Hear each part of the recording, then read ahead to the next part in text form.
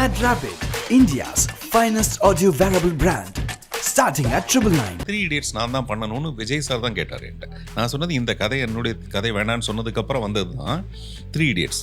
Shankar sir வந்து இந்த படத்தை பண்ணால் நல்லா இருக்கும்னு திடீர்னு யாரோ சொல்ல, அது வந்து again selling names. But SAC அதுக்கப்புறமேலையும் சொல்லுவாங்க, நீங்களும் விஜயும் சேர்றது பிரபுதேவாவும் விஜயும் சேர்ந்தா எப்படி ஒரு போக்கிரி வருமோ அந்த மாதிரி ஒரு மேஜிக். அது நடக்கலை. பட் அது பெரிய உயரம், அவர் எங்கேயோ ஒரு பெரிய உயரத்துக்கு போயிருக்காரு. 200-250 கோடியை ஒருத்தன் வேணான்னு சொல்லிட்டு வரான்னா அது எவ்வளோ பெரிய ஒரு நல்ல மனசு. ஒரு குழந்தை வந்து அந்த பூ எப்படி அவரை அப்படி கீழே உட்காந்து அதுக்கு ஒரு சின்ன அந்த ரியாக்ஷன் எல்லாம் இல்லை, சின்சியரா நிஜமா உண்மையா இருந்தது. ஒரு ஆண் பெண் ஈர்ப்பு தான் வாழ்க்கையோட அஸ்திவாரமும், அதுதான் நம்மளுடைய பெரிய பலமும். எங்கே போனாலும் அங்கே ஒரு சின்னதாக ஒரு காதல் பூக்கும். 30 வருஷம் சேர்ந்தே இருக்கணும்னு நினச்சாதான் அங்கே தான் பிரச்சனை வரும்.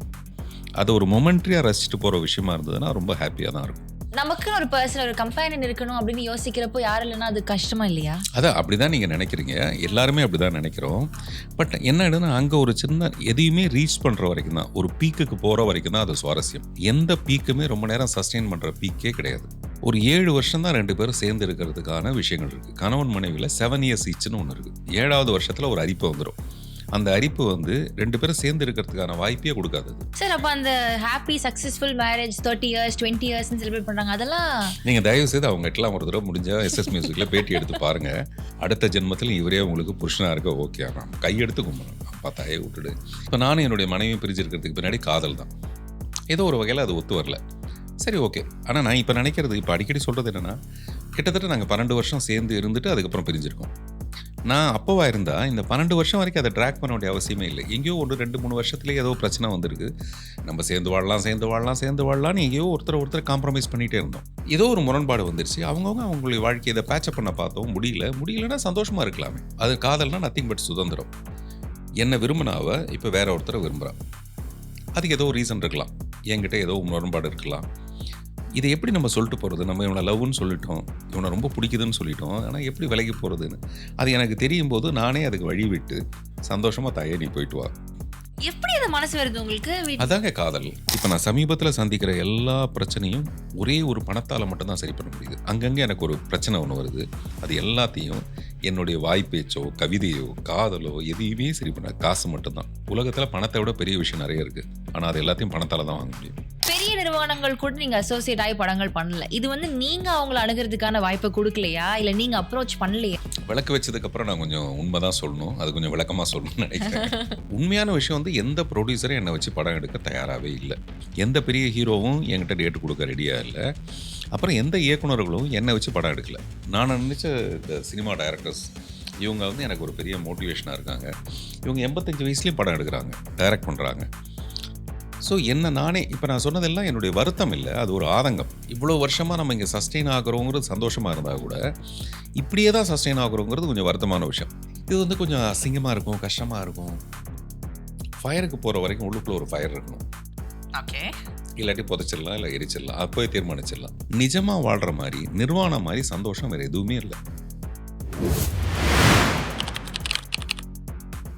சினிமாவில் வந்துட்டு எவ்வளவோ பெரிய பெரிய விஷயங்கள் படைச்சு நீங்கள் உங்ககிட்ட நிறைய கேட்டு தெரிஞ்சுக்கணும் அப்படின்ற ஆசை தான் சார். ஸோ முதல் கேள்வி வந்து டீன்ஸ்லேருந்து ஸ்டார்ட் பண்ணலாம். பிகாஸ் நீங்கள் முதல்ல கேட்குறதுனால இது முதல் கேள்வி. ஆமாம், வெரி குட். ஸோ டீன்ஸ் அப்படின்ற படம் இரவு நிழலுக்கு அப்புறமா பார்த்திபன் சார் என்ன பண்ண போறாரு அப்படின்ற ஒரு மிகப்பெரிய ஒரு கேள்வி எல்லாரும் மனசுலயுமே இருந்துச்சு. கேள்வி இல்லை, நிறைய கதைகள் நிறைய மனசுல இருந்தது. நிறைய பேர் கதைகளாவே சொன்னாங்க, இவர் வந்து இப்படி ஒரு படம் பண்ணுவாரு, அப்படி ஒரு படம் பண்ணுவார். நான் ரொம்ப ரசிச்சேன். ஒருத்தர் அவர் வந்து எனக்கு கிண்டல் தான் பண்றாரு, இதை வச்சு இப்படி எடுப்பாரு, அதை வச்சு இப்படி எடுப்பாரு. இன்டர்வல்ல மட்டும் படம் போட்டுட்டு மீதி நேரத்தில் பாப்கார்ன் சாப்பிட சொல்லுவார். அந்த மாதிரிலாம் புதுமையான விஷயங்கள்லாம் என்னென்ன பண்ணுவார் இவருன்னு சொல்லிட்டு அதனால் ரொம்ப நானே கீர்த்தனா தான் கொண்டு வந்து காமிச்சாப்ல. ஸோ அப்படி நிறைய பேருக்கு வந்து அடுத்த படம் வந்து இப்படி தான் பண்ண போகிறேன்னு அவங்களுக்குள்ள ஏதோ மனசுக்குள்ளே இருந்தது. பட் அப்படி யூகிக்கவே முடியாத ஒரு படம் தான் இப்போ டீன்ஸ். அதனால தான் எனக்கு யூ கொடுத்துருக்காங்க. நீங்க வர்றப்போ ஒரு நடிகன் ஆகணும் அப்படின்னு வந்தீங்க, அதுக்கப்புறம் யூ சோஸ் டிரெக்ஷன் அப்படின்ற ஆஸ்பெக்ட். இந்த ரெண்டுல எதுல சார் நீங்க எது பண்றப்போ ரொம்ப என்ஜாய் பண்ணி இல்லைன்னா ரொம்ப உடன்பாடு இருந்து பண்ற விஷயம் எது சார்? இல்லை, டெஃபினட்டாக டைரக்ஷன் மாதிரி கிடையவே கிடையாது. டைரக்ஷன் தான் முழுக்க அது அப்படியே ஒரு உயிர். அப்படியே நம்மளே உருவாக்கி யானை குட்டி போடும்போது பார்த்தோம்னா அந்த குட்டி அது பிரசவிக்கிறதுக்கு படுற பாடு இருக்குல்ல, அது காடு. இங்கே இருந்தால் பரவாயில்ல, காடுன்னா அந்த பக்கம் நிறைய மிருகங்கள் இருக்கும். அதுலேருந்து காப்பாற்றணும். அந்த மாதிரி இப்போது இந்தியன் டூன்ற ஒரு பெரிய காடு. அதுக்கு முன்னாடி என்னுடைய டீம்ஸை நான் காப்பாற்றணும். எப்படி காப்பாற்றுறது? டெலிவரிங்கிறது அவ்வளோ கஷ்டமான நேரத்தில் இப்போ நான் உங்ககிட்ட பேசிகிட்டு இருக்கேன். இது வந்து நடிகனில் கிடையாது. நடிகனில் இப்போ நானும் ரவுடி தான் நடிக்கிறேன்னா, அதில் அழகாக நயன்தாரா வேறு எதிர்க்க வராங்க. அப்புறம் என்ன நடிக்கிறதுக்கான கஷ்டமான ஒரு விஷயம். அந்த மாதிரி அங்கே எல்லாமே செட் பண்ணியிருக்கோம். நம்ம போனால் ஒரு வித்தியாசமான நடிப்பை கொடுக்கலாம்.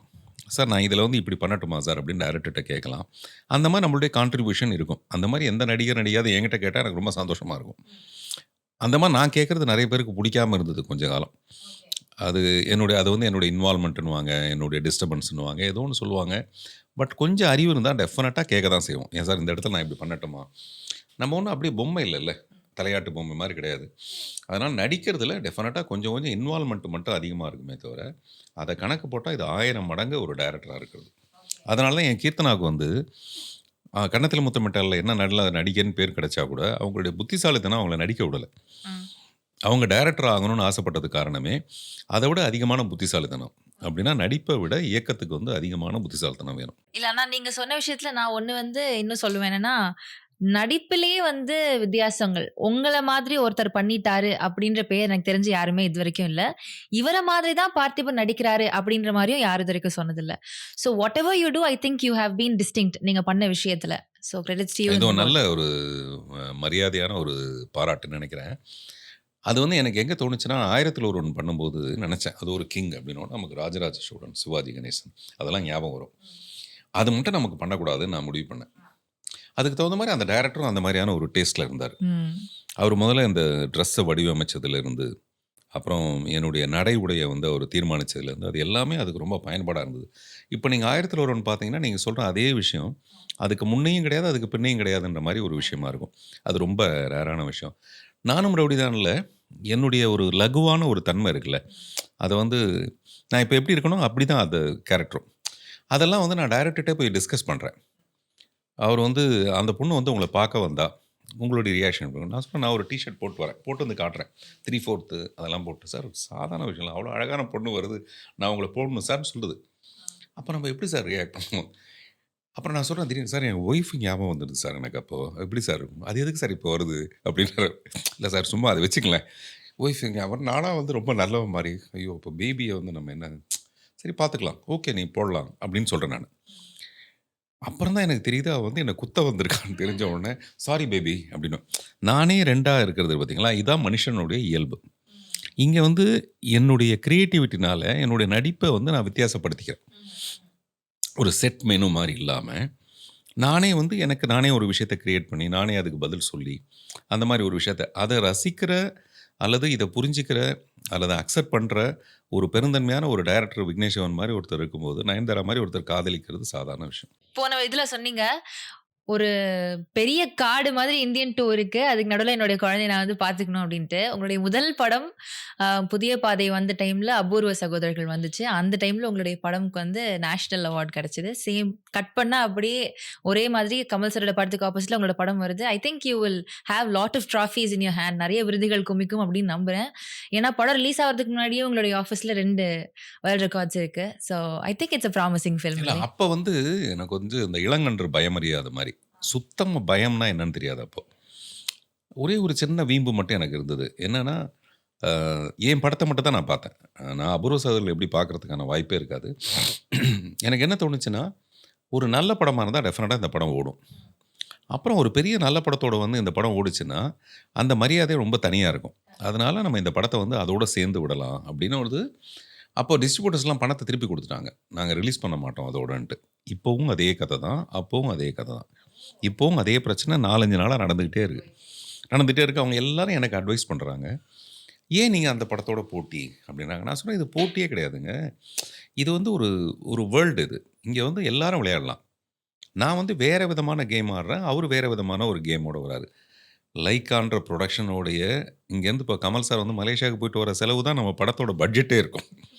அவ்வளோ பெரிய ஒரு பட்ஜெட் ஃபிலிமு. ஷங்கருங்கிற ஒரு பிரம்மாண்டத்தோட உச்சம், கமல் சாருங்கிற ஒரு பெரிய லெஜண்டு.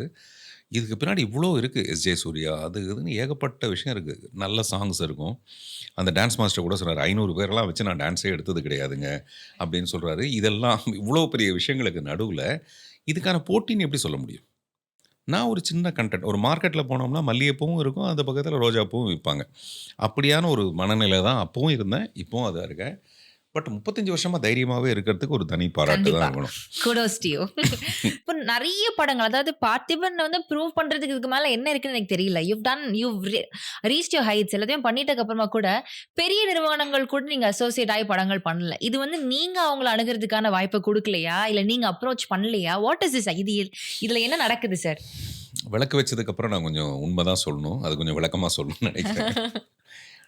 இது கொஞ்சம் வருத்தமான ஒரு விஷயம் கூட. புதிய பாதை வந்ததுக்கப்புறம் ஒரு 25 வண்டி எங்கள் வீட்டுக்கு முன்னாடி நிற்குது.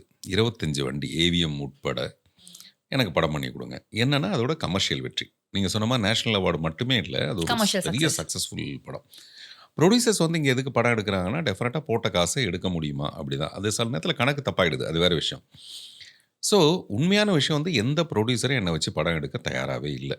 காரணம், நான் அப்படி ஒரு கமர்ஷியல் ஹிட்டு கொடுக்கவே இல்லை. இப்போ சுந்தர் சி வந்து அப்படியே பண்ணிகிட்டே இருந்தார். திடீர்னு அரண்மனை இவ்வளோ பெரிய ஹிட் ஆகும்னு யாருமே எதிர்பார்க்கல.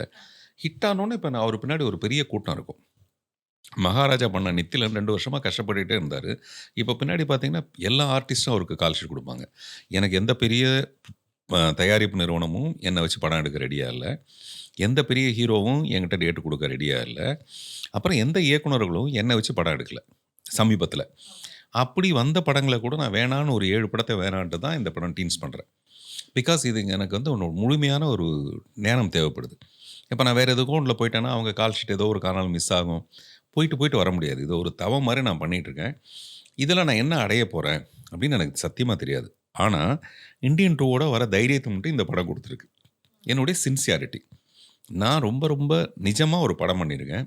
அதுக்கு என்ன தேவையோ அது பூரா பண்ணியிருக்கேன். அது என் வீட்டில் என்ன இருக்கோ அது எல்லாத்தையும் போட்டு அந்த படத்தை பண்ணியிருக்கேன். இது வேறு யாருடைய பணமும் கிடையாது. எனக்கு தேவையா நான் இப்போ இந்த படம் முடிஞ்ச உடனே ஒரு தெலுங்கு படத்தில் இப்போ அட்வான்ஸ் வாங்கிட்டேன். அதெல்லாம் போட்டு தான் ரிலீஸ் பண்ணுறேன் இந்த படத்தை. ஸோ என்கிட்ட ஒரு மிகப்பெரிய சக்தி இருக்குது, சம்பாரிச்சிக்க முடியுங்கிற சக்தி இருக்குது. அப்புறம் எனக்கு ரொம்ப பேராசைகள் இல்லை. இவ்வளோ பெரிய பங்களாவில் தான் நான் வாழணும்னு இல்லை. நான் நினச்ச சினிமாவோட இருக்கணும். நான் நினச்ச இந்த சினிமா டைரக்டர்ஸ் இவங்க வந்து எனக்கு ஒரு பெரிய மோட்டிவேஷனாக இருக்காங்க. இவங்க 85 வயசுலேயும் படம் எடுக்கிறாங்க, டைரக்ட் பண்ணுறாங்க.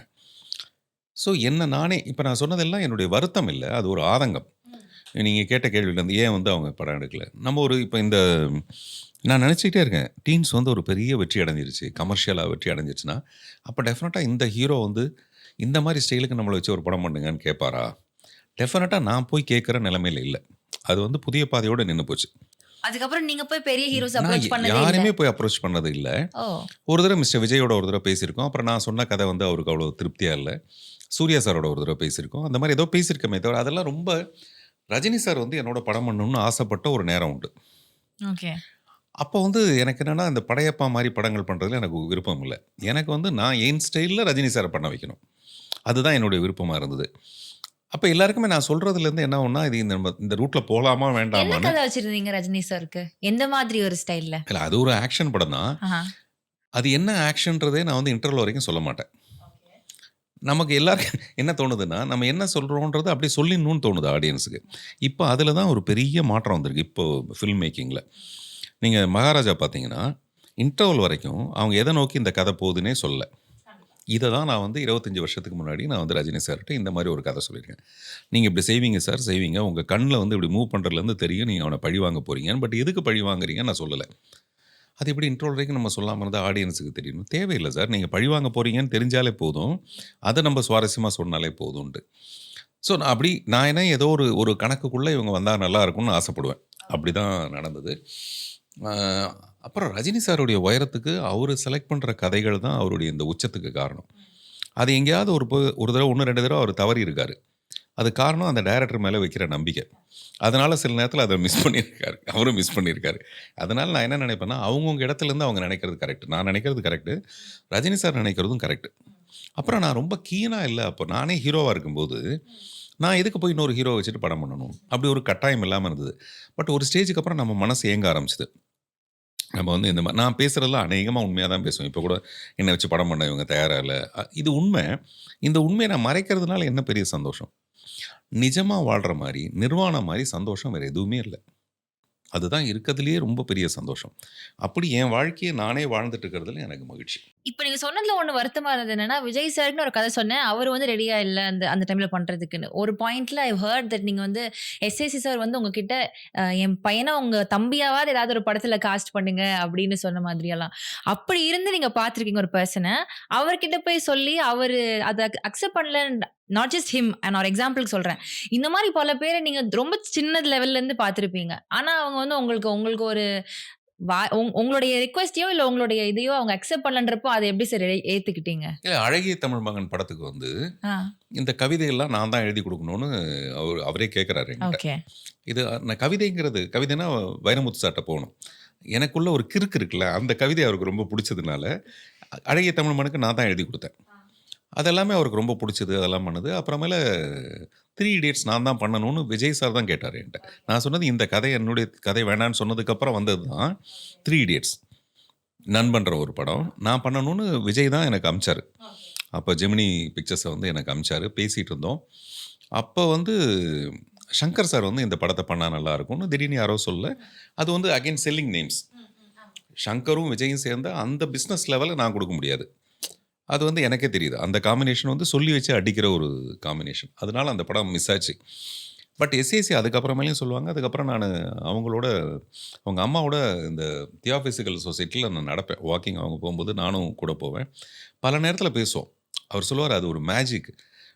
நீங்களும் விஜயும் சேர்றது, பிரபுதேவாவும் விஜயும் சேர்ந்தால் எப்படி ஒரு போக்கிரி வருமோ அந்த மாதிரி ஒரு மேஜிக் அப்படின்னு எஸ்ஏசி அடிக்கடி சொல்லுவார். அது நடக்கலை. பட் அவர் பெரிய உயரம், அவர் எங்கேயோ ஒரு பெரிய உயரத்துக்கு போயிருக்காரு. இந்த அரசியலுக்கு வராரும்போது கூட முதல்ல ட்வீட் பண்ணது நான் தான் முதல்ல ட்வீட் பண்ணேன். ஒரு 200-250 கோடியை ஒருத்தன் வேணான்னு சொல்லிட்டு வரான்னா அது எவ்வளோ பெரிய ஒரு நல்ல மனசு. ராஜா நான் இப்போ சொன்ன ஹீரோவாக இருக்கிறது பயங்கர ஜாலியான விஷயம். அதை எதுக்கு ஒருத்தர் வந்து சாக்ரிஃபைஸ் பண்ணணும்? கட்டாயமே கிடையாது. ஒரே ஒரு விருப்பம் இருக்கும், என்னென்னா நம்ம எப்பவும் கிங்காகவே இருக்கலாம் அப்படின்னு தோணும். நான் சொல்கிறது இதுக்கு பின்னாடி இருக்கிறது ஒரு சைக்காலஜி. சினிமாவில் ஹீரோவாகவே இருக்கும். இது வந்து ஒரு ரிஸ்க்கு. யாரோ ஒரு டைரக்டர் நம்பி தான் நம்ம வாழ்க்கை இருக்குது. நம்ம இந்த சூப்பர் ஸ்டார்டமை அப்படியே எடுத்துகிட்டு போய் மக்களுக்கு பயன்படுத்துகிற ஒரு விதமாக பண்ணி, எம்ஜிஆர் அப்படி தான் பண்ணார், ரஜினி சார் அதை தான் ட்ரை பண்ணார், கமல் சார் அதை தான் ட்ரை பண்ணிகிட்ருக்காரு. இப்போ அவருக்கு இருக்கிற ஒரு மாசுக்கு நம்ம அதை பண்ணால், ஆனால் அங்கே வந்து தன்னுடைய முடியை திறந்துட்டு, சிம்மாசனத்தை திறந்துட்டு, இறங்கி போய் மக்களுக்காக வேலை செய்கிறதுங்கிறது. இப்போ கூட அவர் ஒரு கல்வி இயக்கம் ஒன்று ஆரம்பிச்சு, ஒரு குழந்தை வந்து அந்த பூ எப்படி கொடுக்கணும் அவரை அப்படி கீழே உட்காந்து அதுக்கு ஒரு சின்ன அந்த ரியாக்ஷன் எல்லாம் இல்லை, சின்சியராக நிஜமாக உண்மையாக இருந்தது. இதை நம்ம அனுபவிக்க ஆரம்பிச்சிட்டோன்னு வச்சிங்களேன், அது ஒரு பெரிய விஷயம். அப்படியே மக்கள்கிட்ட போய் சேர்றதுன்றது மிகப்பெரிய விஷயம். அதனால விஜய்க்கு என்னுடைய மனப்பூர்வமான வாழ்த்துக்கள். ஏதோ ஸ்டார்ட் ஆகி அது வந்து ஒரு நல்ல குட் நோட். நான் சொல்றது வந்து இந்த மாதிரி சின்ன சின்ன விஷயத்த நானே எதிர்பார்க்கலன்ற, அதாவது நான் என்ன தவிர அவர் யார்ட்டையும் எதையும் எதிர்பார்க்கல. அதான் உண்மை. ஓகே. அதனால தான் நான் ரொம்ப ஸ்ட்ராங்காக இருக்கேன். அதனால தான் நான் ரொம்ப பெயின்ஃபுல்லாக நிறைய கஷ்டங்களை அனுபவிக்கிறது எல்லாமே என்ன நானே உடச்சி, என்ன நானே வருத்தி, என்ன நானே உருவாக்கிக்கிறது. இப்போ யாரோ ஒருத்தர் எனக்கு கால் ஷீட் கொடுத்து தான் நான் மேலே வரணும்னு வச்சுங்களேன், அந்த மாதிரி நிறைய டேரக்டர்ஸ் இருக்காங்க. அப்படியே பின்தங்கி போயிடுவாங்க. 10 வருஷம் காத்திருப்பாங்க. அவர் வந்து நிறைய ஆக்டர்ஸ் வந்து பிகினிங்கில் வந்து நிறைய டேரக்டர்ஸோடு ஒர்க் பண்ணியிருப்பாங்க. இவங்க பெரிய ஸ்டார் ஆகிடுவாங்க. அந்த டேரக்டர்ஸ் அங்கேயே இருப்பாங்க. மறுபடியும் இவங்க அவங்களோட படமே பண்ண மாட்டாங்க. பட் இவங்க மட்டும் இலவு காத்த கிளி மாதிரி உட்காந்துருப்பாங்க. நான் தானே உனக்கு அவ்வளோ பெரிய ஹிட்டை கொடுத்தேன், என்னைக்காவது ஒரு நாளைக்கு நமக்கு ஒரு வாய்ப்பு கொடுப்பார் போல இருக்குது அப்படின்னு காத்துட்ருப்பாங்க. அது இன்னும் ரொம்ப பெயின்ஃபுல்லான விஷயம். தேங்க் காட் நான் அந்த மாதிரியான விஷயத்துலலாம் இல்லாமல் இப்போ நான் வந்து விஜய் பற்றி சொல்கிறது எனக்கு ரொம்ப சந்தோஷமான ஒரு விஷயம். அது ஒரு இதை நடந்தது, அவ்வளோதான். நம்ம வாழ்க்கையில் ஒரு காதல் வந்தது, அதுக்கப்புறம் ஒரு பிரிவு வந்தது, அப்படியே போயிட்டே இருக்க வேண்டியதானே தவிர மறுபடியும் ஒரு காதல் வரும், அவ்வளோதான். இது சினிமாவில் நீங்கள் ஒரு விஷயம் ஒரு இதாக சொல்கிறீங்க, நிஜமான காதல் உங்கள் வாழ்க்கையில் மலர்ந்துருக்கா சார்? மலர்ந்துருக்கானா புதுசாக கேட்குறீங்க? மலர்ந்துக்கிட்டே தான் இருக்கு டெய்லி. ஆமாம், என்னுடைய அடுத்த புத்தகத்தோட பேர் வழிநெடுக காதல் பூக்கும். ஓகே. வழிநெடுக அதுதான் நிஜம். நம்ம வந்து நிறைய மறைச்சிக்குவோம், ரொம்ப உண்மையாக பேச மாட்டோம், நாகரிகம் கருதி கலாச்சாரம் அதெல்லாம் செய்யுமே தவிர ஒரு ஆண் பெண் ஈர்ப்பு தான் வாழ்க்கையோட அஸ்திவாரமும், அதுதான் நம்மளுடைய பெரிய பலமும். எங்கே போனாலும் அங்கே ஒரு சின்னதாக ஒரு காதல் பூக்கும். அதை நம்மளே வேணான்னு சொல்லிட்டு இல்லை இதெல்லாம் சரியாக வராது, வேண்டாம், நோ அப்படின்னு சொல்லிக்கோமே தவிர டெஃபினட்டாக அந்த மாதிரி ஆணுக்கோ பெண்ணுக்கோ ஒருத்தர் மேலே விருப்பம் வரதான் செய்யும். அது என்ன மாதிரி விருப்பம், அது எவ்வளோ தூரம் கொண்டு போகிறோங்கிறது இருக்கிறதுல கொஞ்சம் கஷ்டமான விஷயம். 30 வருஷம் சேர்ந்தே இருக்கணும்னு நினச்சாதான் அங்கே தான் பிரச்சனை வரும். அது ஒரு மொமெண்ட்ரியாக ரசிச்சுட்டு போகிற விஷயமா இருந்ததுன்னா ரொம்ப ஹாப்பியாக தான் இருக்கும். இப்போ நான் அந்த மாதிரியான ஒரு கண்டிஷனில் இருக்கேன். மொமெண்ட்ரியாக ரசிச்சுட்டு போகிறது நல்லா தான் இருக்கு. பட் நமக்குன்னு ஒரு பர்சன், ஒரு கம்பேனியன் இருக்கணும் அப்படின்னு யோசிக்கிறப்போ யாரும் இல்லைன்னா அது கஷ்டமா இல்லையா? அதான் அப்படிதான் நீங்க நினைக்கிறீங்க. எல்லாருமே அப்படிதான் நினைக்கிறோம். பட் என்ன ஆயிடுதுன்னா, அங்க ஒரு சின்ன எதையுமே ரீச் பண்ற வரைக்கும் தான். ஒரு பீக்குக்கு போற வரைக்கும் தான் அது சுவாரஸ்யம். எவரெஸ்ட். இங்கேருந்து அதில ஏறுற வரைக்கும் தான். எந்த பீக்குமே ரொம்ப நேரம் சஸ்டெயின் பண்ற பீக்கே கிடையாது. அங்க போனதுக்கப்புறம் மறுபடியும் நீங்க கீழ இறங்கி மறுபடியும் ஒரு பீக்குக்கு போறது தான். இந்த ரோலர் கோஸ்டர் இருக்குல்ல, ஆமா, ஆமா. அது அங்க மேல போய் டம்முன்னு கீழ விழுந்து மறுபடியும் மேல ஏறினா தான் சுவாரஸ்யமே தவிர, மேலேயே நின்னுட்டே இருந்தீங்கன்னா காக்கா வந்து கொத்திட்டு போயிடும். அது வேஸ்ட்டு. அதனால தான் நெறைய பிரிவே வருது. இத நீங்க நல்லா சைக்காலஜிக்கலா யோசிச்சு பார்த்தீங்கன்னா, ஒரு 7 வருஷம் தான் 2 பேரும் சேர்ந்து இருக்கிறதுக்கான விஷயங்கள் இருக்கு. கணவன் மனைவில 7 இயர்ஸ் ஈச்ன்னு ஒண்ணு இருக்கு. அதுக்கு பேர் 7 இயர்ஸ் ஈச். 7வது வருஷத்துல ஒரு அரிப்பு வந்துரும். அந்த அரிப்பு வந்து 2 பேரும் சேர்ந்து இருக்கிறதுக்கான வாய்ப்பே குடுக்காது அது. மோஸ்ட் ஆஃப் த இது வந்து அந்த 7த் இயர்ல நடக்கும். அத தப்பிச்சுட்டா இன்னும் கொஞ்ச நாள் தாங்கும். அவ்வளோதான். தாலி எல்லாம் கழுத்துக்கு தான், மனசுக்குலாம் கிடையாது. அதுவும் மனசு வந்து அப்படியே ஒரு கடல் மாரி அது இருக்கும். சார் அப்ப அந்த ஹாப்பி சக்சஸ்ஃபுல் மேரேஜ் 30 இயர்ஸ், 20 இயர்ஸ்ன்னு செலிப்ரேட் பண்றாங்க. அதெல்லாம் நீங்க தயவு செய்து அவங்ககிட்டலாம் ஒரு தடவ முடிஞ்சா எஸ்எஸ் மியூசிக்ல பேட்டி எடுத்து பாருங்க. எனக்கு தெரிஞ்சு ஒரு சர்வே நடந்தது. 65 வயசு மதிக்கத்தக்க கணவன் மனைவி கிட்ட தனித்தனியா போய் கேட்டிருக்காங்க. அடுத்த ஜென்மத்தில இவரே உங்களுக்கு புருஷனா இருக்க ஓகேறாம். கையெடுத்து கும்பிட்றேன். அப்பா தாயே விட்டுடு. நெறைய பேர் என்ன பண்ணுவாங்கன்னா, குழந்தை பிறந்ததுக்கு அப்புறமேல நம்ம வாழ்க்கை வேற. இப்ப நம்மளுடைய காதல் இதெல்லாம் பதிலா இந்த பொறந்த குழந்தைக்கு நம்ம வந்து அம்மாவா இருக்கிறது. இதில நெறைய புருஷனோட பிரச்சனை இருக்கும். அல்லது பொண்டாட்டியோட பிரச்சனை இருக்கும். இத அப்படியே சமாளிச்சுட்டு போறதா நெறைய பேரோட விஷயமா இருக்குமே தவிர, நெனைச்சபடிலாம் முரண்டு போறதுக்கு இப்ப ஏன் நெறைய விவாகரத்து வருதுன்னா, 2 பேருமே சம்பாரிக்கிறது. ஆமா, இண்டிபெண்டன்ட்டா இருக்காங்க 2 பேருமே. என்ன அவசியம்? நான் வந்து என் பொண்ணுக்கும் அதையே சொல்வேன். நீ சம்பாரி, நீ வந்து உன்னுடைய கிரியேட்டிவிட்டி, நீ உன்னுடைய புத்திசாலித்தனம், நீ ஒரு இடத்துல இருக்கிற, நீ ஒரு உலகத்த கிரியேட் பண்ணிக்கிற. அந்த சர்க்கிளுக்குள்ள யார் வேணாலும் இருக்கலாம். நாட் நெசசரி இந்த பர்சனோட தான் நீ இருக்கணும். இந்த பர்சன் தான் உன்னுடைய வாழ்க்கைய நம்ம நிர்ணயிக்க வேண்டிய அவசியமே இல்ல. அப்படிங்கிறது நான் புரிஞ்சுக்கிட்டதுக்கு நான் உங்ககிட்ட சொல்றது. ஓகே. நல்லா இருக்குல்ல? ஆமா, இது நல்லா இருக்கே இது. இல்ல நமக்கு ஒரு காதல் வந்து அப்படியே இருக்கும். பட் கணவன் மனைவி ஆனதுக்கப்புறம் நெறைய பிரச்சனைகள் வரும். அங்க நெறைய கசப்பு மிச்சமா இருக்கும். ஏதேதோ சில அது வந்து ஃபினான்ஷியல் ப்ராப்ளமா இருக்கலாம். சக்சஸ் பிரச்சனையா இருக்கலாம். கணவனுடைய சக்சஸ் மனைவிக்கோ, இல்ல மனைவியோட சக்சஸ் கணவனுக்கோ. 2 பேரும் ஒரு படுக்கைக்குள்ள இருக்கலாமே தவிர, அதுல நெறைய பிரச்சனைகள் இருக்கும். அத சமாளிச்சுட்டு போணும்னா, யாரோ ஒருத்தர்கிட்ட ஏதோ ஒரு நல்ல குணம் இருக்கலாம். ஓகே. இது எனக்கு வேணும் கடைசி வரைக்கும். இப்ப நான் சமீபத்தில ஒரு கணவன் மனைவிய பார்த்தேன். அந்த கணவர் வந்து ஏதோ ஒரு விஷயத்துல மனசு மாறுறாரு. அந்த பெண் சொல்லுது, அது இந்த காலத்து பெண். அந்த பெண் சொல்லுது, "கடைசி வரைக்கும் இவரு தான் எனக்கு. அவர் என்ன தப்பு பண்ணாலும் பரவால்ல. போயிட்டு வரட்டும் பரவாயில்லன்னு" சொல்றாங்க ஒரு பெண். இப்போ இந்த காலகட்டத்தில நீங்க சொல்லுவீங்களா? யாரும் சொல்ல மாட்டோம். அது அவங்க மனசுக்குள்ள வந்து அது ஏதோ ஒரு விதமான விஷயத்த முடிவு பண்ணிக்கிறாங்க. நான் இப்படிதான் அப்படின்றாங்க. இத்தனைக்கும் அவங்க சம்பாதிக்கிற பெண்.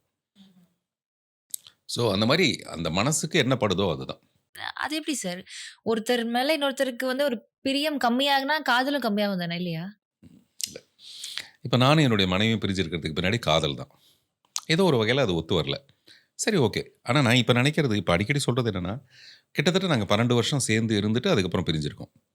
நான் அப்பவா இருந்தா, இந்த 12 வருஷம் வரைக்கும் அத ட்ராக் பண்ண வேண்டிய அவசியமே இல்ல. எங்கேயோ 1, 2, 3 வருஷத்திலேயே ஏதோ பிரச்சனை வந்திருக்கு.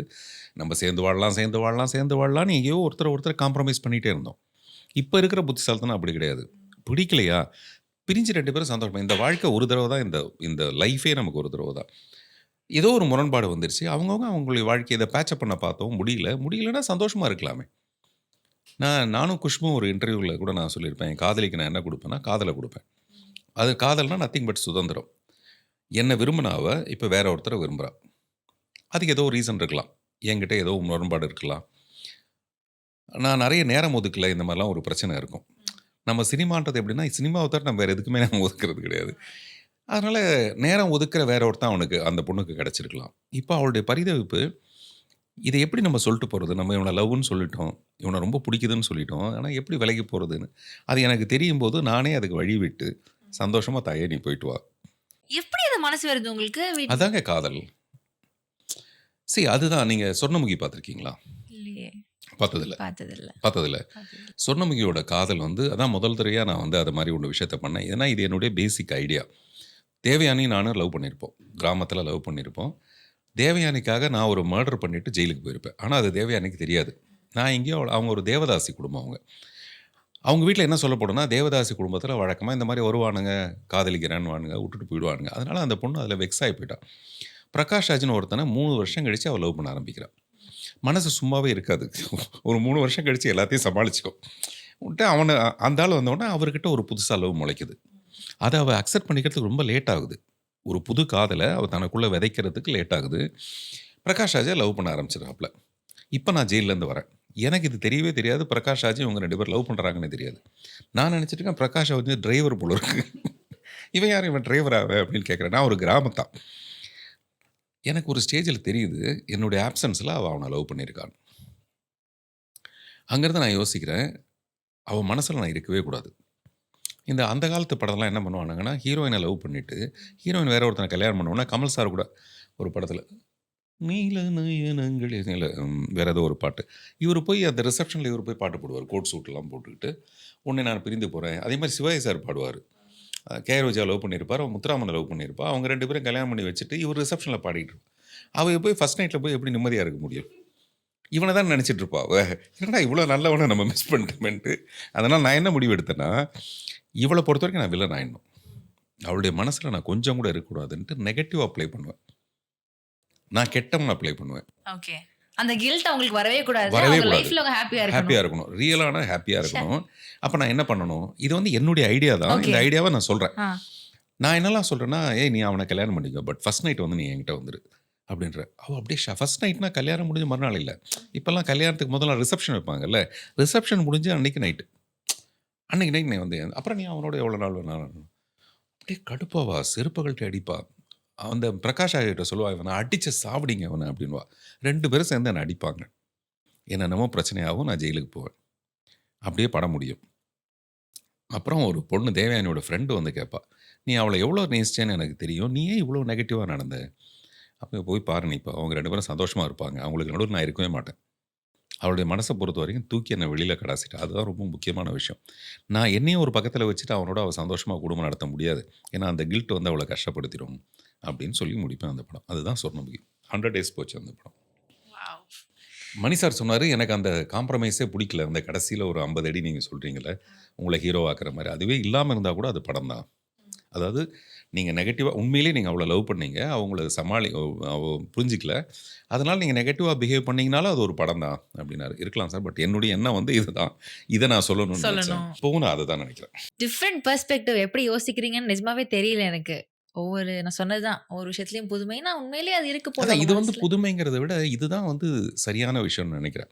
நான் சொல்கிறது இப்போவும் இதை சொல்கிறேன்னு சொல்கிறதுக்கு காரணம், இப்போவும் இதை நான் யாருக்கோ சொல்கிறேன். இப்போவும் எஸ்எஸ் மியூசிக் மூலமாக நான் யாருக்கோ சொல்கிறேன் இந்த விஷயத்த. சரி, நம்ம நினச்சோம் ஒரு இடத்துல இது நல்லா இருக்குன்னு நினச்சோம், சேர்ந்து இருந்தோம். பட் இப்போ வேண்டாம் நம்ம நினைக்கிறோம்ல, அப்போ நினச்சா நீ சந்தோஷமாக போயிடு, அவ்வளோதான். இதை விட ஒரு அழகான பரிசு நான் உனக்கு கொடுக்கவே முடியாது. அதில் கொஞ்சம் பெயின்லாம் இருக்கும். அது எங்கேயோ ஒரு இடத்துல டெஃபினட்டாக இருக்கும். கொஞ்சம் தான் இருக்குமா? இல்லை அது இருக்கும். ரொம்ப நல்ல ஆத்மா நம்மன்னு புரியும் போது இல்லை அது பரவாயில்ல அப்படின்னு தோணும். சரி, இவ்வளோ ஸ்வீட்டான ஒரு ஆள் தானே அப்படின்னு நம்மளே நினச்சிக்கிட்டு அப்படியே விட்டுடலாம். அப்புறம் மறுபடியும் ஒரு காதல் வரும், பார்க்கலாம். காதல் இங்கே இருக்கோ அந்த இடத்துல காதல் வந்துகிட்டே இருக்கும். காதல் ஒரு ஊற்று மாதிரி. என்னுடைய வயசை நான் மனசில் வச்சுக்கவே முடியாது. என்னதான் நீங்கள் வயசானவனா பார்க்கலாம், என்னுடைய கிரே ஹேர்லாம் உங்களுக்கு தெரியும்ல, என் மனசுக்கு அது தெரியவே தெரியாது. நீங்கள் நல்லா யோசிச்சு பார்த்தீங்கன்னா உங்களுக்கு இன்னும் 10 வருஷம் 20 வருஷம் ஆனால் கூட உங்கள் மனசு எப்படி ஒத்துக்கும் நீங்கள் 50 வயசு ஆகிடுச்சுன்ட்டு? சரி, 10-20 வருஷத்துல உங்களுக்கு 50 வயசு ஆகாதுன்னு நான் தப்பாக சொல்லிட்டேன் நான். என்னதான் ஒவ்வொரு படத்துலையும் சரியான ஒரு வேலையை பண்ணி அதுக்கான அங்கீகாரம் கிடைச்சாலும் பணம் உங்களுக்கு ஒரு நெருடலாவே இருக்கும் சார், அது கிடைக்கல அப்படின்ட்டு. அதை எப்படி எடுத்துக்கிறீங்க? ஒரு நல்ல கலைஞனா இதை எப்படி நீங்க எடுத்துக்கிறீங்க? நல்ல கேள்வி. இப்போ எனக்கு வீடு வாசல் இருந்ததுன்னா அதை வச்சு நான் படம் எடுப்பேன் இல்லையா? அது எல்லாத்தையும் சேர்த்து நானாகவே வச்சுருக்கேன். என்னை வச்சு என்னால் சம்பாதிக்க முடியும். இப்போ நான் ஒரு 2 படத்தில் நடித்தேன்னா எனக்கு இத்தனை கோடி கிடைக்கும். அதை வச்சு நான் ஒரு படம் எடுப்பேன். ஸோ நான் என்ன தயார் நிலையில் வச்சுருக்கணும், நான் என்னை ரொம்ப க்ரியேட்டிவாக வச்சுருக்கணும். இப்போ நான் ஒரு தெலுங்கு படம் நடிக்கிறேன், இது முடிஞ்ச உடனே ஒரு தெலுங்கு படம் நடிக்கிறேன்னா அந்த டைரக்டர் நான் பண்ணணுங்கிறது ரொம்ப கீனாக இருக்கார். அப்போ எனக்கான வரவேற்பு இன்னும் எங்கேயோ ஒரு இடத்துல இருக்குது. ஸோ அதை நான் வச்சு என்ன பண்ண போகிறேன்? ஆனால் டெஃபினட்டாக இப்போ நான் சமீபத்தில் சந்திக்கிற எல்லா பிரச்சனையும் ஒரே ஒரு பணத்தால் மட்டும்தான் சரி பண்ண முடியுது. இப்போ நான் இந்தியனுக்கு எதிர்க்க இந்த படத்தை ரிலீஸ் பண்ணுறேன்னா பணம் கொடுத்தவங்க நிறுத்திடுறாங்க. இது தேவையில்லாத ரிஸ்க்குன்ட்டு அங்கங்கே எனக்கு ஒரு பிரச்சனை ஒன்று வருது. அது எல்லாத்தையும் என்னுடைய வாய்ப்பேச்சோ கவிதையோ காதலோ எதையுமே சரி பண்ண காசு மட்டும்தான்.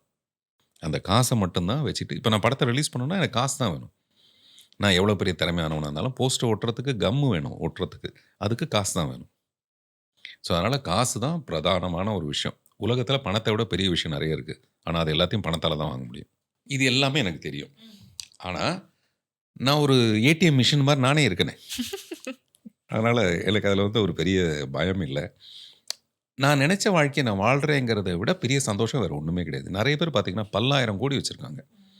நிறைய பெரிய பணக்காரர்கள், நிறைய அரசியல்வாதிகள், இவங்கெல்லாம் கோடி கோடியாக பணம் வச்சுருக்காங்க. நீங்கள் நல்லா கவனித்து பாருங்கள், அந்த கோடி எல்லாமே பக்கத்தில் வச்சுக்க முடியும். அவங்க மனசு நிம்மதிக்காக அவங்க வேறு ஏதோ ஒன்று பண்ணுறாங்க. அந்த நிம்மதி எனக்குள்ளே என்னை பற்றி, என்னுடைய கிரியேட்டிவிட்டி பற்றி, என்னுடைய புத்தி. இப்போ நீங்கள் ஆரம்பிக்கும்போது நீங்கள் என்னை பற்றி சொல்கிற விஷயம், நான் சினிமாவுக்கு வந்து 35 வருஷம் கழிச்சும் இதே பழைய பாட்டே நான் கேட்டுட்ருக்கேன். நீங்கள் ஒரு புதுமையான ஆளுன்னு சொல்கிற ஒரு பழைய பாட்டு அது. அதை நான் இன்னும் கேட்டுருக்கேன். அப்போ நான் இதை ஜீவனோட வச்சுக்கிறதுக்கு நான் எவ்வளோ இதுக்குள்ளே ஊறிட்டுருப்பேன் கண்டிப்பா. இல்லையா? அப்போ எனக்கு இதெல்லாமே சேர்ந்து எனக்கு ரொம்ப சந்தோஷத்தை கொடுக்குற ஒரு விஷயம். ஸோ எந்நேரமும் நான் ரொம்ப சந்தோஷத்தில் இருக்கேன். இது வந்து பணத்தால் மட்டுமே வாங்க முடியுங்கிறது கிடையாது. அப்புறம் நான் என்னை வந்து ரொம்ப அதுக்கு ரொம்ப முக்கியமான விஷயம், ரொம்ப பகட்டான ஆசாமியாக இருந்தால் நான் மாட்டிக்குவேன். ம். இந்த பங்களாவில் தான் நான் இருக்கணும், நான் இப்படி தான் இருக்கணும், எனக்கு வந்து இதெல்லாம் இல்லைன்னா என்னால் நிம்மதியாக இருக்க முடியாது அப்படின்னு புற விஷயங்களை பற்றியுமே நான் யோசிச்சுட்டு இருந்தேன்னு வச்சுங்களேன், டெஃபினட்டாக நான் வந்து ஒரு ப்ராஸ்டியூஷன் மாதிரி வேறு ஏதோ பண்ண ஆரம்பிச்சிடுவேன். இதை பண்ணிடலாம், அதை பண்ணிடலாம், இப்போதைக்கு பணம் சம்பாரிச்சிடலாம் அப்படின்னு இருக்கலாம். எனக்கு அந்த மாதிரியான விஷயம் எதுவும் இல்லை. என்னுடைய சிம்பிளிசிட்டி வந்து என்னுடைய வாழ்க்கையோட ஒரு பெரிய பலம்னு நினைக்கிறேன். கண்டிப்பா. இப்ப நீங்க சொன்னீங்க ஸ்டார்ட்டிங்ல ஒரு பழைய பாட்டு பாடினேன் அப்படின்னு. அந்த பழைய பாட்ட 35 வருஷமா ஒவ்வொருத்தரையும் பாட வைக்கிறது ஒரு பெரிய டாஸ்க். அத சிறப்பா பண்றீங்க. நான் பேசும்போது நீங்கள் உங்கள் புருவம் அப்படி போச்சு, இதுக்கு நம்ம என்ன சொல்லலாம் அப்படின்னு. இந்த பழைய பாட்டு நம்ம ஒரு குத்து குத்திட்டாரு, அதனால் அது நிஜமாவே அதுதான் சொல்கிறேன். அது வந்து ரொம்ப ஜீவனோட கண்டிப்பா. அப்படி ஒரு வச்சுருக்கேன். அது வந்து நீங்கள் டீம்ஸ் பாருங்கள், அட்லீஸ்ட் நீங்களாவது பார்க்கணுங்களா, அப்போ தானே தெரியும், பார்த்தா தான் தெரியும். இது ஒரு புது உலகம், இது வரைக்கும் குழந்தைங்க பார்க்காத ஒரு உலகம். நான் மறுபடியும் இந்த படத்தை நிறைய தடவை பார்க்குறேன். அதுவும் இப்போ நான் வந்து இந்தியன் 2 இந்த படத்தை ரிலீஸ் பண்ணணுன்னா என்ன பண்ணுறது, அந்த 10 செகண்ட் ஆட் ஒன்று பார்த்தீங்களா, நான் காட்டுறேன், இப்போ நீங்கள் போகும்போது காட்டுறேன், நீங்களும் உங்கள் இதில் போடுங்க. 10 செகண்டில் ஒரு ஆடு. 10 செகண்ட் நான் என்னப்பா சொல்கிறது, அப்படியே கேமரா வைங்கன்னு சொல்லிட்டு 10 செகண்ட் ஒரு ஆடுக்கு நான் இப்போ ஒரு வீடியோ ஷூட் பண்ணேன். இப்படிங்கிறதுக்குள்ளே அதை எடுத்து பாருங்கள். நீங்கள் நான் எதுக்கு சொல்ல வரேன்னா, எப்படிலாம் சமாளிக்கிறது இந்த இந்தியன் 2 எப்படி சமாளிக்கிறது அப்படிங்கிற மாதிரி திணிசா யோசிக்கிறீங்களே, அந்த மாதிரி தான் தோணுது எனக்கு. 10 செகண்ட்ஸ்ல வாட் கேன் யூ டூ? இப்போ எனக்கு கியூரியஸ் ஆகுது, என்ன காமிச்சிருப்பீங்க அப்படின்ட்டு அந்த மாதிரி. அதை காமிச்சு சொல்கிறேன். இன்னொரு விஷயம் நீங்க வந்து ஒரு இன்டர்வியூல பேசினப்போ நான் கேட்டேன். எப்படின்னா, இன்னொரு படம் வருது, ஒரு பெரிய பேனர்ல ஒரு படம் வருதுன்னா, அந்த படத்துக்கு போய் டிக்கெட் கிடைக்கலன்னா அட்லீஸ்ட் இங்க வாங்க. அங்க பிளாக்ல வாங்காம இங்க வந்து பாருங்க. வீட்டுக்கு போறதுக்கு முன்னாடி. அந்த மாதிரி ஒரு சிச்சுவேஷன். ஒரு நல்ல படிப்பு கொடுத்த ஒரு கலைஞனுக்கு இந்த ஒரு சிச்சுவேஷன் அப்படின்றப்போ, இது பர்சனலா உங்கள எப்படி சார் அஃபெக்ட் பண்ணும்? ரொம்ப அருவருப்பாக இருக்கும். ரொம்ப ரொம்ப அருவருப்பாக இருக்கும். அதான் உண்மை. இவ்வளோ வருஷம் ஆச்சு, இன்னுமே வந்து ஒரு ஒரு சேயிங் ஒன்று இருக்குது. இந்த ஆம்பளைங்க எங்கேருந்து கண்டுபிடிச்சாங்கன்னு தெரியல. கண்ணடிச்சா வராத பொண்ணு கைப்பிடிச்சி இழுத்தா வந்துருவா போகிறான்னு ஒரு பழமொழி ஒன்று இருக்குது. கண்ணடிச்சாலே வந்துடணும், வர்றது வந்து அப்படி தான் இருக்கணும். கையை பிடிச்சி இழுத்தாலும் வரமாட்டாங்க. அந்த மாதிரி இப்போ நம்ம கையை பிடிச்சி இழுக்கிற மாதிரியான ஒரு வேலை செய்கிறோம். ஏன் செய்கிறோம்? அது வந்து இவ்வளோ வருஷமாக நம்ம இங்கே சஸ்டெயின் ஆகுறோங்கிறது சந்தோஷமாக இருந்தால் கூட, இப்படியே தான் சஸ்டெயின் ஆகுறோங்கிறது கொஞ்சம் வருத்தமான விஷயம். நான் வந்து எங்கே வாய்ப்பு கிடைக்குதோ அங்கே நிஜமாகவே கொஞ்சம் உண்மையாகவே பேசணும்னு நினைப்பேன் ஜென்ரலாக. ஏன்னா இது மைக்கு, கேமரா அதுக்காகவே வந்து நம்ம என்ன பேசணும், அப்புறம் நான் பேச நினச்சதை எப்போ பேசுவோம், நம்ம பேச முடியாது இல்லையா? இது வந்து கொஞ்சம் அசிங்கமாக இருக்கும், கஷ்டமாக இருக்கும். அப்புறம் நமக்கப்புறம் நம்ம வளர்ந்து வந்த எத்தனையோ பெரிய பெரிய ஸ்டார்ஸ் எல்லாம் பார்க்குறோம். இப்போ நீங்கள் சொல்கிற மாதிரி மிஸ்டர் விஜயை நம்ம பார்க்கும்போது எஸ்ஏசி வந்து இப்படி சொன்னார். அப்புறம் அதை வந்து நான் ஆராதிக்கிறேன், அதை ரொம்ப பெருமையாக சந்தோஷப்படுறேன். அதெல்லாம் வேறு விஷயம். பிகாஸ் அது நான் வந்து அபகரிக்கிற இடம் கிடையாது. அது இல்லை என்னுடைய கோல். எனக்கு அது சந்தோஷம். நம்மளுடைய பார்வையிலேயே அவர் வந்து இவ்வளோ பெரிய ஆளாக இருக்காருங்கிறது நமக்கு ஒரு பெரிய சந்தோஷம். அப்புறம் சில பேர் இருக்காங்க, அவங்களுக்கு ஒரு லக்கு மூலமாக ஒரு படம் திடீர்னு அவங்களை கொண்டு போய் வேறு ஏதோ ஒரு எனக்கு ரொம்ப ஆசை என்ன இருக்குன்னா, நம்ம பாட்டில் சேரை போட்டு ஒரு படத்தை டைரக்ட் பண்ணணும். அது மட்டும் நடந்ததே கிடையாது. சேரெல்லாம் வாங்கிடுறேன் நான், உட்காரவே முடியாது. பரன்னு ஓடிட்டே இருப்பேன். சரி, படம் எடுத்து முடிச்சிட்டோம், படம் ரிலீஸ் ஆகாது. யாராவது வந்து கொத்திட்டு போய் இந்த படத்தை நான் ரிலீஸ் பண்ணுறேங்கன்னு சொல்கிறதுக்கான பிரச்சனை அதுவும் இல்லை. அப்புறம் நானாக ஒரு கிரிமினலான ஒரு யோசனை தான் இந்த இந்தியன் 2 வரலாங்கிற விஷயமே வந்து ஒரு கிரிமினல் ஐடியா. இப்போ எல்லாரும் என்ன சொல்கிறாங்க, இது ஒரு குழந்தைங்களுக்கான படம்ன்றீங்க, அது ஹாலிடேஸில் விட்டா என்ன?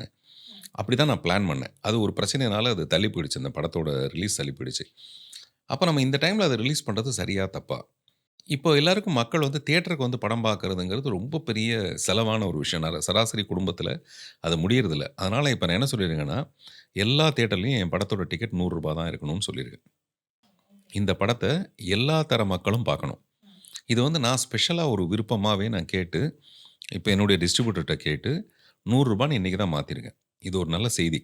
அவ்வளோதான் முடிஞ்சது நம்மளால ரூ. 100 மாத்துறது. இது அகைன் மறுபடியும் இது ஒரு மறுபடியும் ஒரு ஒரு முயற்சி. அட்லீஸ்ட் ரூ. 100 அங்க வந்து ரூ. 190 ரூ. 200 இங்க வந்து ரூ. 100 அட்னா அட்லீஸ்ட் அதுக்காவது விருப்பப்பட்டு வருவாங்களா? இந்த மாரி நெறைய விஷயங்கள யோசிச்சு, யோசிச்சு ஆனா, ஒரு நல்ல ப்ராடக்ட்டுக்கு தான் இவ்ளோ பிரச்சனை. நம்ப வந்து அதிரடியாவே அப்ப கூட அந்த என்னோட டிஸ்ட்ரிபியூட்டர் சொல்றாரு, "சார் நீங்க இந்தியன் 2வோட வரதுல பிரச்சனை கிடையாது. பார்த்திபன பார்த்திபனாவே ரசிக்கிற மாரி, நானும் ரவுடி தான், புதிய பாதை, உள்ளே வெளியே அந்த மாரி நீங்க வந்தீங்கன்னா, அதிரடியா நீங்க வாங்கன்னு நான் சொல்லுவேன். நீங்க வந்து உங்க ஸ்டைல மாத்திட்டீங்க." இதுல என்ன ஸ்டைல்ன்னு அவருக்கே தெரியாது. இந்த படம் யாரும் பார்க்கல. அதனால எனக்கு இதுல நம்பிக்கை என்னன்னா, ஜனங்க வந்து இப்போ டேஸ்ட் பயங்கரமா வளர்ந்திருக்கு, மிந்திய விட. மேக்கிங் மேல ஒரு பெரிய ஆர்வம் இருக்கு. சவுண்ட் எப்படி இருக்கணுன்ற விஷயத்துல ஒரு பெரிய ஆர்வம் வந்திருக்கு. மல்டிப்ளெக்ஸ் தான் இப்ப நம்மளுடைய கோலா இருக்கு. அங்க இருக்கிற ஆடியன்ஸை இந்த படம் வந்து சாட்டிஸ்ஃபை பண்ணும். நம்ம வந்து சிங்கிள் தியேட்டர்ஸ்ல போறது கிடையாது. ரிலீஸ் பண்ண போறது கிடையாது. வேறஸ் இந்தியன் 2 வரும்போது, அவங்க எல்லா சிங்கிள் தியேட்டர்ஸும் அவங்க ஆக்குபை பண்ணுவாங்க. அப்ப நமக்குன்னு ஒரு சின்ன கேப் இருக்கும். அந்த கேப்ல நம்ம யாருன்னு நிரூபிச்சுட்டோம்னா, இப்ப தப்பிச்சுட்டோம். இப்ப தப்பிச்சு இந்த படம் வெற்றி அடைந்ததுன்னா, இன்னும் 4 படம் பண்ணுவோம். அவ்வளோதான். ஸோ அந்த மாரி. இப்ப நீங்க கேட்டதுக்கான சரியான விஷயம் வந்து, அவ்வளோ பெரிய ஒரு முயற்சியும், உழைப்பும், அருவருப்போட சேர்ந்து குடுக்க வேண்டியதா இருக்கு. சரி, இப்போ ஒரு படம் வருது அப்படின்றப்போ, ஆர்டிஸ்ட் சைட்லயே அதுக்கான ஒரு அப்ரிசியேஷனோ, ஒரு பாராட்டோ, ஒரு ஒரு சப்போர்ட்டோ இருக்கணும். அதுவே இங்க மிஸ்ஸிங் அப்படின்னு நான் நெனைக்கிறேன். ஒரு சின்ன படம் வருது அப்படின்றப்போ. அப்படி கிடைக்காத நேரத்துல, ஒரு கோவம் ஒண்ணு வரும்ல சார் உங்களுக்கு. அதனுடைய வெளிப்பாடு என்னவா இருக்கும்? அந்த கோவத்த எப்படி நீங்க அத காம் டவுன் பண்றது எப்படி இருக்கும்? அந்த சிச்சுவேஷன்லருந்து எப்படி வெளில வருவீங்க? எல்லாமே நேர விரயம்னு எனக்கு தோணுது. இந்த கோவம், இது எல்லாமே நேர விரயம். அந்த நேரத்துக்கான ஒரு ஒரு எமோஷன். துப்புற மாரி. துப்பிட்டு நம்ம வேலைய பார்க்கணும். அந்த கோவத்த எடுத்து தலையில வச்சுட்டு போனோம்னா, அது விக்கு கிடையாது கோவம்ன்றது. அதனால அது இருக்கிற முடியும் இன்னும் கொஞ்சம் போயிடும். அதனால அந்த நேரத்துக்கு தோணுமே தவிர, இறைவி நிழல் முடிஞ்ச உடனே நான் யோசிச்சது, அடுத்த படம் கமர்ஷியல் படம் தான். அதுதான் இந்த படம். இந்த படம் ஒரு கமர்ஷியல் படம். அது யாருக்குமே தெரியவே தெரியாது. எப்போ குழந்தைங்க குடும்பத்தோட ஒரு படம் பார்க்க வந்துட்டாங்கனாவே, அந்த படம் வந்து ஒரு கமர்ஷியல் பெரிய ஹிட். பட் அதுக்காக இந்த வண்டி கட்டிட்டு போற மாரி ஒரு போஸ்டர் போடுறது, அதெல்லாம் எனக்கு உடன்பாடு கிடையாது. நெறைய குழந்தைங்கள கையில பலூன் வச்சுக்கிட்டு அப்படியே போவாங்க. அதுதான் குழந்தைங்க படம்னு சொல்றதோ, மாமா, மாமா, அங்கிள், அங்கிள்னு பேசுறதோ எனக்கு வந்து அதில உடன்பாடு இல்ல. குழந்தைங்க படம் இன்டெலிஜென்ட் படமா இருக்கணும்னு நான் நெனைக்கிறேன். நான் சொல்றது எனக்குன்னு ஒரு சின்ன இன்டெலிஜென்ஸ் வளர்ந்ததுக்கு அப்புறமேல, நான் மறுபடியும் பின்னோக்கி போய் அத சிந்திக்க முடியாது. ஆனா, இந்த படம் ஜனரஞ்சகமா ஒரு சின்ன லேக் கூட இல்லாம 2 மணி நேரமும் 7 நிமிஷம் மட்டுமே இருக்கிற ஒரு படம். எதுக்கு சொல்ல வரேன், அந்த 2 மணி நேரமும் என்னால இவங்களால ஹோல்ட் பண்ண முடியுதா? யாரால? நான் கிடையாது. அதுல ஒரு 13 பசங்கள நான் வேற மாரி கூடு விட்டு கூடு பாயிற மாரி அவங்களுக்குள்ள நுழைஞ்சு, இந்த 13 ரூபத்துல நான் இருக்கேன். 13 பார்த்திபன்களா இருக்கிறாங்க அந்த படத்துல. ஆமா. பார்த்திபன் சார் பார்க்காத உயரம் இருக்கான்னு கேட்டா, இப்போ வரைக்கும் எனக்கு தெரிஞ்சு இல்ல. விருதுகள் வாங்கியாச்சு. பெயர் சம்பாதிச்சாச்சு. இர்ரீப்ளேசபிள் ஒரு அ ஆக்டர் ஒரு கலைஞன் அப்படின்ற ஒரு பெயர் வாங்கியாச்சு. ஆமா. எல்லாமே இருக்கு அப்படின்றபோது, இந்த ஓட்டம் எதுக்காக? ஃபயருக்கு போற வரைக்கும் உள்ளுக்குள்ள ஒரு ஃபயர் இருக்கணும். ஓகே. இல்லாட்டி புதைச்சிடலாம், இல்ல எரிச்சிடலாம். அப்பவே தீர்மானிச்சிடலாம். இந்த ஓட்டம் நின்னு போச்சுன்னா, எல்லாமே மூச்சு ஓட்டமே நின்னு போயிடும். என்ன பொறுத்தவரைக்கும். ம். ரஹ்மான் சார் வந்து சொல்றாரு, ஆஸ்கார்லாம் வாங்கி கொஞ்ச நாள் ஆனதுக்கப்புறம் 40 வயசுல நம்ம ரிட்டயர்ட் ஆயிடலாம்னு நெனச்சேன். ம். இங்க ஒரு பெரிய ஒரு போராட்டம் ஒண்ணு இருக்கு. நம்ம காலத்திலேயே நம்ம ராஜா சாருடைய மிகப்பெரிய விஷயமே, ராஜா சார தாண்டி ஒருத்தர் வருவாங்கன்னு அவர் எதிர்பார்க்கவே இல்ல. அப்ப இன்னும் கொஞ்சம் அந்த ஓட்டம் வந்து மறுபடியும் தேவைப்படுது. நீங்க சொல்ற ஒரு சேச்சுரேஷன் பாயிண்ட்ங்கிறது, இந்த காஃபில சர்க்கரை போட போட அது வந்து ஒரு இடத்துல சேச்சுரேஷன் ஆயிடும். அதுக்கு மேல அது கரையாது அப்படின்னுடும். அப்படி இல்ல சக்சஸ்ங்கிறது. அப்படி இல்லங்க வாழ்க்கைங்கிறது. அதே மாரி இப்ப ரஹ்மான் சார் இருக்காரு. ரஹ்மான் சார் வந்து எல்லாம் உச்சத்துக்கு போனதுக்கப்புறம் என்ன பாருங்க நான் சொன்ன பீக். அந்த பீக்ல யாராலயும் ரொம்ப நேரம் நிக்கவே முடியாது. அதுதான். அப்படியே இறங்கி கீழ வரும்போதெல்லாம் திரும்ப மறுபடியும் ஒரு பீக் இருக்கிறது தெரியும். அப்ப நம்ம ஓடலான்னு தோணும். இப்பவும் ரஹ்மான் சாரும் அப்படிதான் இப்ப ஓட ஆரம்பிக்கிறாரு. மறுபடியும். புதுசா, ஃப்ரெஷ்ஷா என்னமோ ஒண்ணு பண்ண மேல மறுபடியும் வேற ஒருத்தன் வரான். அப்ப நமக்கு ஓடணும்னு தோணும். ஆனா எனக்கு மேல எப்பவுமே 100 பேர் இருக்காங்க. அப்ப நான் ஓடாம இருக்கிறது எப்படி? நான் இன்னும் எத பார்க்கலன்னா, இப்ப நான் என்ன சொல்லிட்டு இருந்தேன்னா, ஒரு சேர் போட்டு டைரக்ட் பண்ணணும். எனக்கு என்ன வேணுமோ அதெல்லாம் யாரோ புரொடக்ஷன்ல செஞ்சு குடுக்கணும். நான் நினச்ச மாதிரி ஒரு படம் பண்ணணும். இப்போ நானே வந்து ப்ரொடக்ஷனையும் பார்த்துட்டு, நானே டைரக்ட் பண்ணுறதுல அந்த ஓட்டம் மூச்சு வாங்கிட்டே இருக்கு நமக்கு. இப்போ நான் வந்து நடுவில் வந்து இப்போ நான் கையெழுத்து போட்டதோ சொன்னதோ வந்து எத்தனை போஸ்டர் ஓட்டுறது, இது உட்பட நானே டிசைட் பண்ண வேண்டியதாக இருக்குது. அப்போது இந்த மாதிரிலாம் இல்லாமல் ஒரு சேலபிள் ஆக்டர் அவர் நடித்தார்னா இந்த படம் 500 கோடிக்கு போகும் அப்படின்ற ஒரு ஆக்டர் அந்த படத்துக்குள்ளே வராருன்னா ப்ரொடியூசர் ஆட்டோமேட்டிக்காக செலவு பண்ண ஆரம்பிப்பாங்க. நான் வந்து அபிஷேக் பச்சனை வச்சு இப்போது ஒத்த செருப்பு நான் ஹிந்தியில் பண்ணேன். அப்போ அந்த சுகத்தை அனுபவித்தேன். நான் காலையில் போய் நானும் கேரவனில் போய் உட்காந்துருப்பேன். கேரவன்லேருந்து அவரும் இறங்குவார், நானும் இறங்குவேன், உள்ளே போவேன், ஷார்ட் சொல்லுவேன், அவரை வச்சு எடுப்பேன். ப்ரொடக்ஷன் வந்து அமிதாப் பச்சன். அதனால் எனக்கு ப்ரொடக்ஷன் சம்மந்தமான எந்த பிரச்சனையும் இல்லை. அந்த மாதிரியான ஒரு சந்தோஷம் எனக்கு அதில். அதே மாதிரி தொடர்ந்து ஒரு பெரிய ஸ்டாரோட நம்ம ஒரு படம் பண்ணலாம்.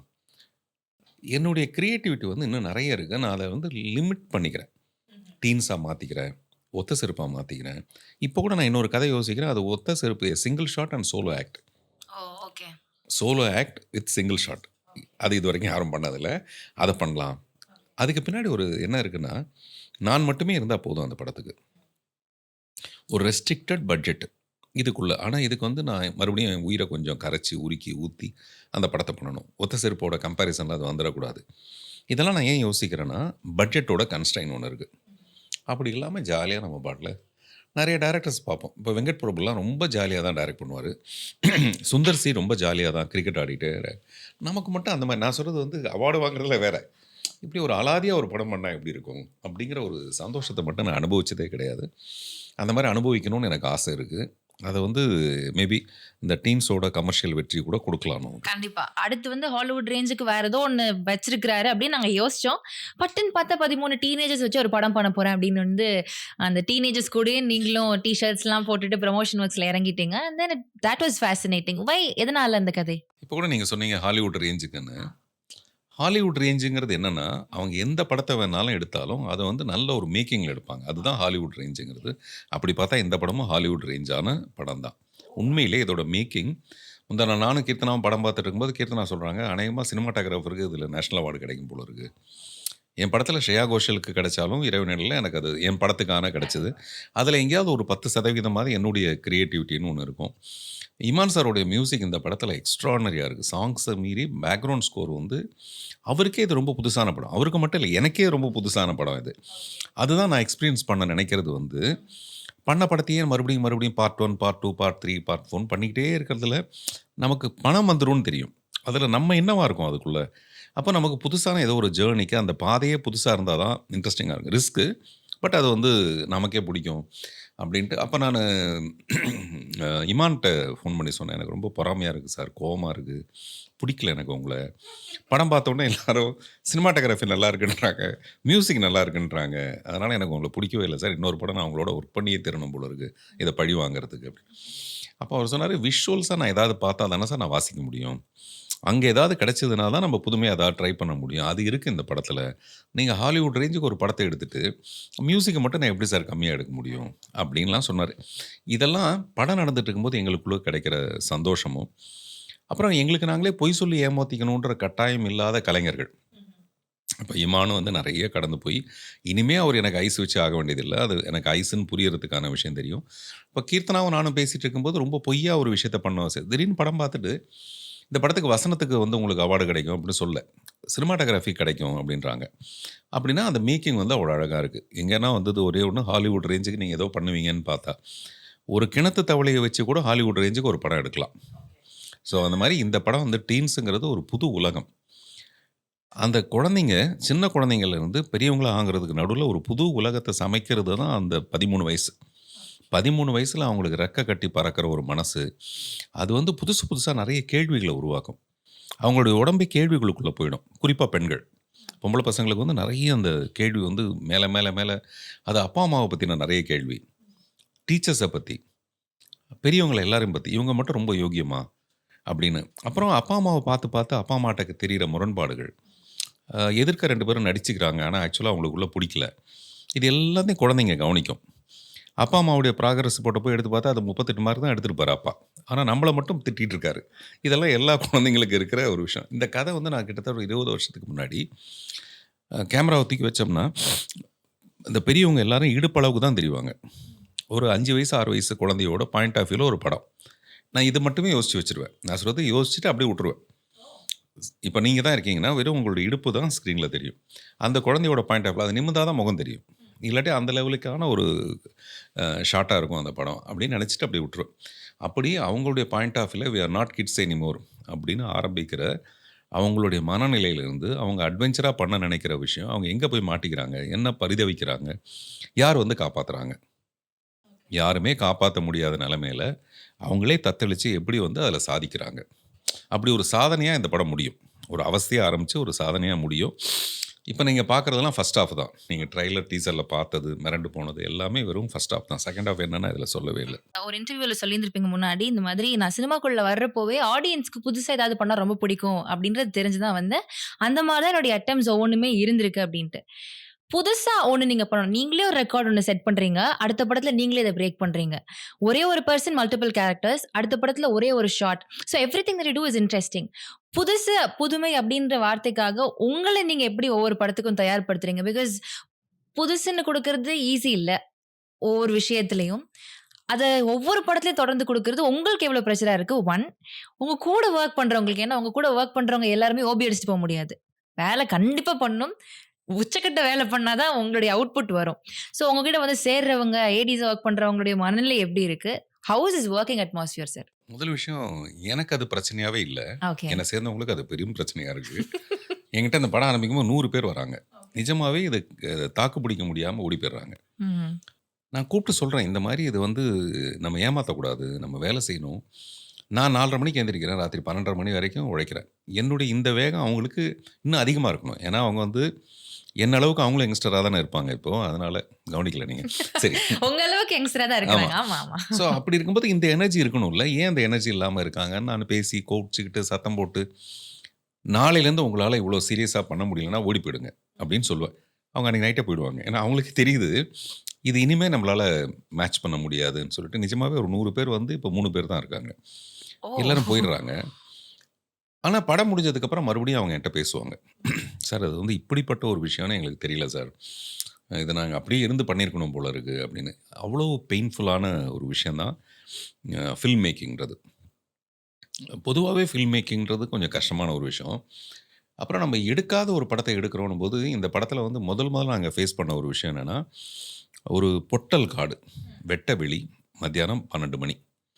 பொதுவாகவே ஒரு ஹாரர் த்ரில்லர் படத்துக்கு ஹாலிவுட்டில் இருந்து என்ன எடுத்துக்குவாங்கன்னா, ஒரு இருட்டு எடுத்துக்குவாங்க, அல்லது புதர் மாதிரி ஏதாவது ஒரு விஷயம் எடுத்துக்குவாங்க. அது இருட்டாக இருக்கும் அல்லது புதராக இருக்கும். அப்படி தான். அப்படி திரும்பி பார்த்தா அங்கே ஒன்று நின்றுட்டு இருக்கும், பேய் அப்படின்னு பயமுறுத்துறதுக்கு. நான் வந்து முதல்ல அதை உடைக்கிறேன். இப்போ நீங்கள் புதுமைன்னு சொல்கிறீங்களா, முதல்ல நான் உடைக்கிறது அதை உடைக்கிறேன். இது வரைக்கும் ஹாலிவுட்டில் யாருமே ஒரு பேய் படத்தை இப்படி பண்ணதில்லை. வெறும் பொட்டல் வெளி, ஒரு மரமும் கிடையாது, அதனால் நிழலும் கிடையாது. மத்தியானம் 12 மணி, ஒரு 13 பசங்க நடந்து போகிறாங்க. நான் கதையே சொல்லிடுறேன், ஸ்பாய்லர் தான். ஒரு குழந்தைய காணோம், ஒரு பையனை காணோம். எங்கே காணோம்னா, இங்கே பேசிட்டு வந்தான்ல, இப்படி திரும்பிட்டு இப்படி திரும்பினா காணோம் அவனை. நம்ம உடனே எங்கே பார்ப்போம், பின்னாடி எங்கே பார்த்தாலும் எங்கேயுமே இல்லை. என்னவா இருக்கும் அந்த பயம்? அதுதான் இந்த படம்.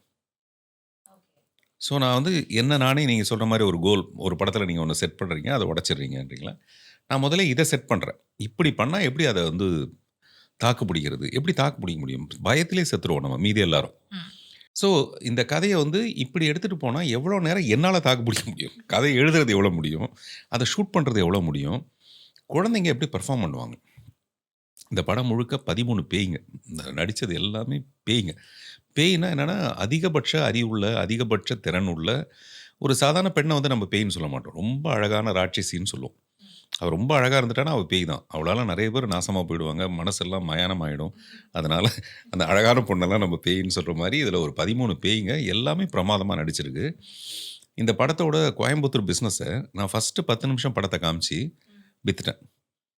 அந்த 10 நிமிஷம் என்னென்னா, அந்த பசங்க 13 பேரோட இன்ட்ரடக்ஷன், அவங்க எப்படி பர்ஃபார்ம் பண்ணுறாங்க பாருங்கன்னு சொல்லி. வேறு எதையுமே காட்டல, எந்த பிரம்மாண்டமும் காட்டல. கல்கி மாதிரி அதில் இப்படி ஒன்று வருது, அதான் நான் எதுவுமே காட்டல. நான் எதுக்கு சொல்ல வரேன், இந்த எக்ஸ்பீரியன்ஸ் ஆஃப் மேக்கிங் டீன்ஸ், அது வந்து எனக்கு, நான் நினைக்கிறேன் அதுக்கே எனக்கு நான் நிறைய கோடி சம்பாரிச்சிட்ட மாதிரி ஒரு ஃபீலிங். ஒரு ஃபில்ம் மேக்கிங் நான் கற்றுக்கிறேன். புரியுதுங்களா? நான் வந்து எனக்கு ஒரு நான் ஸ்கிரிப்டை ரெடி பண்ணிவிட்டு அதை வந்து கோடு போட்டு டைரக்ட் பண்ணுறது நமக்கு தெரியும். சினிமான்றது நத்திங் பட் இந்த மாதிரி 2 கேமராவை இந்த பக்கமும் அந்த பக்கம் வச்சுட்டா, இன்னும் கொஞ்சம் பின்னாடி தள்ளி வச்சா என் சஜஷனில் நீங்கள், உங்கள் சஜஷனில் நான். இங்கே ஒரு கேமரா வச்சுட்டோம்னா 2 ஷாட்னு ஒன்று கிடச்சிரும். இவ்வளோதான். இது வந்து சினிமா கற்றுக்கணும்னு அவசியமே கிடையாது. இது இப்போ எல்லாரும் அப்படி தான் எடுக்கிறாங்க. யார் வேணாலும் எடுக்கலாம் இதை. அப்படி ஒரு பெரிய டெக்னிக் இதில் இல்லை. அதுவும் இப்போ நம்ம மொபைல்லாம் வந்ததுக்கு அப்புறமேல யார் வேணாலும் ஈஸியாக படம் எடுக்கலாம். அப்போ இதுலேருந்து மாறுபட்டு எப்படி எடுக்கிறது? இந்த பசங்க ஒரு தடவை காணாமல் போனால் அப்படி திரும்பி பார்த்தோன்னு ஒரு ஷாட் எடுக்கலாம். ஒவ்வொருத்தராக காணாமல் போயிட்டு தான் நம்ம அடுத்த ஷாட் எப்படி எடுக்கிறது? ஸோ அப்படி எனக்கே அது ஒரு பெரிய லேர்னிங் ப்ராசஸாக இருந்தது. அதில் இந்த பசங்களை வச்சுக்கிட்டு மாரடிக்கிறது, உண்மையிலேயே மாரடிக்கிறது. ஏன்னா எல்லாம் இதே 13 வயசு, எல்லாம் திமிரு கலாட்டா. அப்புறம் இதில் யார் நம்ம பேர் வாங்குறதுங்கிற ஒரு பெரிய போராட்டம். நம்ம வீட்டில் 2-3 குழந்தைங்க இருந்தாலே அதுவே பிரச்சனை. இந்த 13 குழந்தைங்களை வச்சுக்கிட்டு நான் பண்ணதுக்கே எனக்கு ஒரு அவார்டு கொடுக்கணும். இந்த அவார்டை பற்றி நிறைய பேர் கிண்டல் பண்ணுற விமர்சகர்களுக்கு இது ஒரு லீடாக நான் இப்போவே கொடுக்குறேன். இதுக்கே எனக்கு ஒரு அவார்டு கொடுக்கணும். பார்த்திபனா டெய்லி வாழ்றது எவ்வளோ சேலஞ்சிங்கா இருக்கு. ஏன்னா நீங்க உங்களுக்குன்னு ஒரு பெஞ்ச் மார்க் ஒன்று செட் பண்ணிட்டீங்க இல்லையா? நான் புதுமையான படைப்புகள் கொடுப்பேன், நான் இவ்வளோ காதல் மிக்கவன், நான் இவ்வளோ நல்ல ஒரு கவிதைகள் பேசுறவன், என்னுடைய ஒர்க்ஸ் தான் எனக்காக பேசும் அப்படின்னு பல விஷயங்கள் நீங்க செட் பண்ணி வச்சிருக்கீங்க. இவ்வளோ கோட்பாடுகள் இருக்கு பார்த்திபன் எடுத்துக்கிட்டா. ஆனா அந்த பார்த்திபன் சட்டையை போட்டு டெய்லி சொசைட்டில வந்து வாழ்றது it's not an easy task. அது எவ்வளோ சேலஞ்சிங்கா இருக்கு உங்களுக்கு? நான் முதலே சொன்னேன், நிர்வாணம் தான் இருக்கிறதுலே பெரிய நிம்மதி வந்து நிர்வாணம் தான். நான் அடிக்கடி சொல்லுவேன், ஒரு பொண்ணு பட்டு புடவைலாம் கட்டிட்டு ஃபங்க்ஷனுக்கு போயிட்டு வரதை விட அது 1 மணி நேரம் 2 மணி நேரம் தாங்கும்.